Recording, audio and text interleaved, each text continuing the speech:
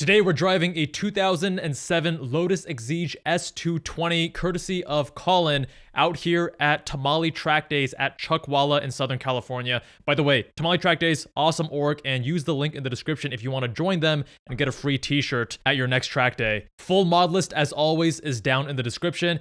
This does have a tune on it, so even though it's rated at 220, it's actually making about 280 horsepower in a 2,000-pound car. We have an InoKinetic short shift kit, G-LOC R10 brake pads, JRZ Sports RS1 suspension, R888R tires, and again, full mod list in the description. Let's see how she drives on track. It is a very cozy place here. Me and Colin side by side are bumping elbows every time I shift. Even though you're sitting very low, it's a tiny car, so being a taller driver, I'm seeing a lot of the headliner and not sitting as comfortably as I would like. This thing is so close to my leg. Finally pushing this supercharged 2ZZ engine. It sounds incredible. 8,500 RPM redline. Behaves very naturally aspirated. Just that whine giving you the sense that it's supercharged. Now these cars are known to bite. They're very much on their toes, and I am apprehensive driving this thing. A lot of change to the direction and the balance of the car if you let off throttle mid-corner, get that lift-off oversteer that a lot of mid-engine cars are susceptible to. Steering is so communicative, so lively. Unassisted rack, but not too heavy. Now, unlike some of the other cars I drove that day on track, like the Caymans, the GT4 RS, the GTS 4.0, this car doesn't give you that immediate confidence where you want to push it hard. You want to ease into it because you're afraid the car's going to bite. It's so raw, it's so visceral, so light, and also twitchy, which I think adds to the excitement. It's a car that has a bit more of a learning curve and a bit more comfort to practice with the vehicle, because at least for me, first time driving an Exige, or at least on track, I am apprehensive about the vehicle. I don't want to have any incidents in a car that's not mine, obviously.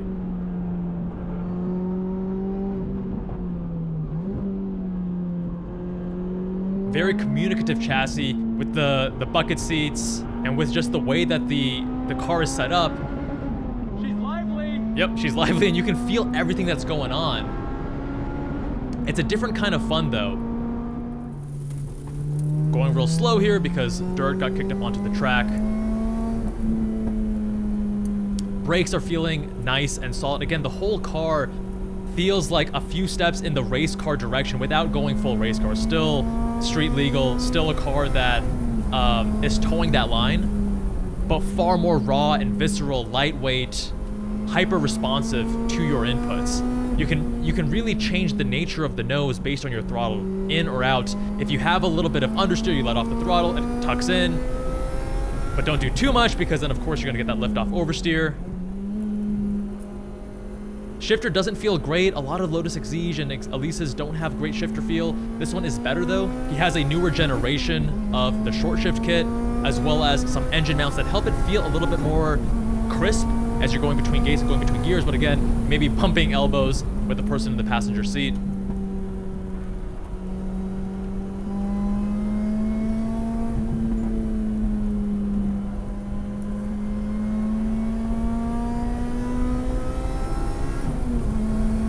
Slowly and progressively approaching the limit.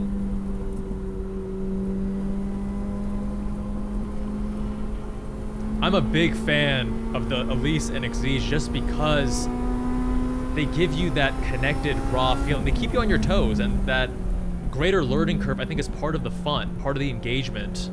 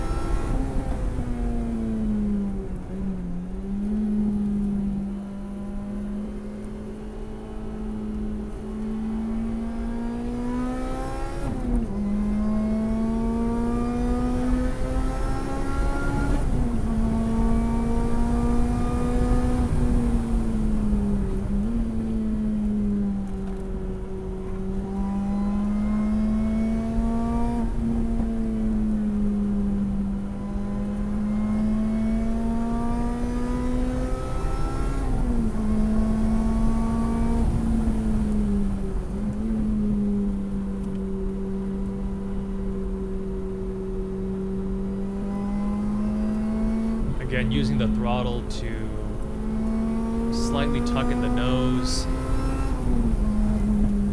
Such a dynamic vehicle.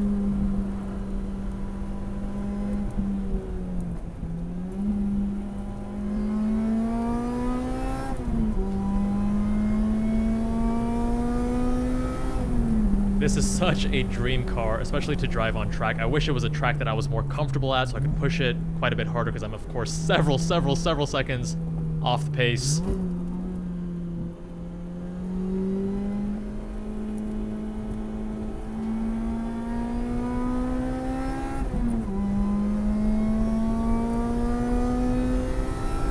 Having fewer issues with the shifter compared to some other Elises that I've driven, especially the 3-2 shift, can sometimes be problematic.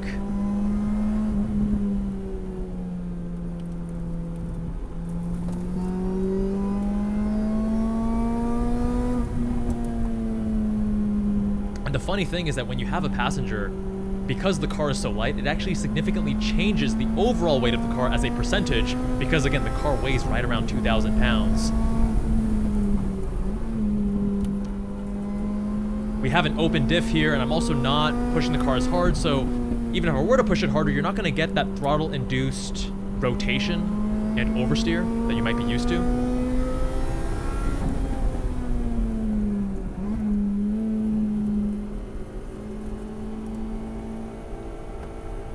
So here you're more dealing with weight transfer, and again, compared to something like a Cayman, this feels like it wants to spin out as you approach that limit and as you start getting the tail out.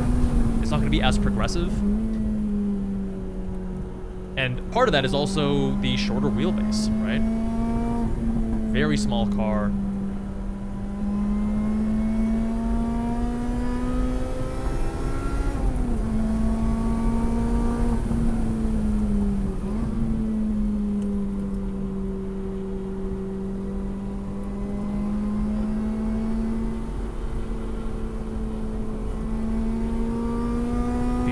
Drive like such go-karts. You're so low, and even if you're going slow like I am, you have this feeling of speed because you're so low, because you have such high amplitude to all your senses.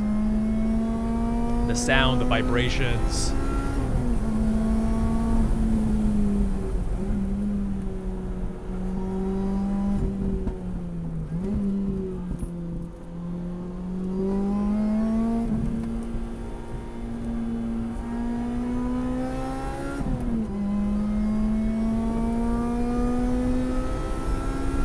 Part of the appeal with a car like this is that there is so much to learn and do and grow and improve with this car, and it's a car that requires a bit more patience and intention compared to some other vehicles. But the other side of that is it's going to be quite rewarding and engaging as well.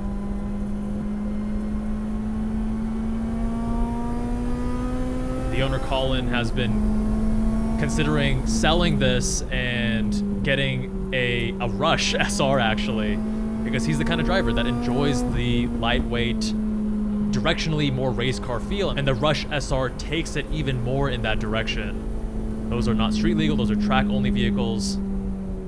And bringing it back in. Dude, this car is awesome, but I can't get comfortable with it. No? I think there's just a bit more of a learning curve because it's so sensitive. Like, I get in the GT4 RS or the GT4, I could just go at it, and like second lap, I'm nailing the line, the apex, everywhere I want to be. Here, like my foot, I'm wearing these wide toe box minimalist shoes, so that's on me. I need narrow shoes because it's so tight. I keep getting stuck underneath the throttle when I'm heel toeing and such. It's unnerving, and then this shifter keeps hitting my leg when I go into second. It's an awesome car, and I love the way it drives. I just can't find myself I can't drive the car as hard as I want to because I'm apprehensive with it. I'm getting a bit distracted here and there. But it's a shit ton of fun. The steering is fucking amazing. Like, there are ways, like, if you're taller, there are ways to kind of mitigate it a bit. They can adjust like the pedal position. They can adjust the seats, put the seat down lower. But yeah, it is. No matter how you do it, it's a tight car, you know. I'm in second. Look at my leg right now. Like, yeah. So. Yeah. It's a sick Doesn't car help though. having another person in the car too. So.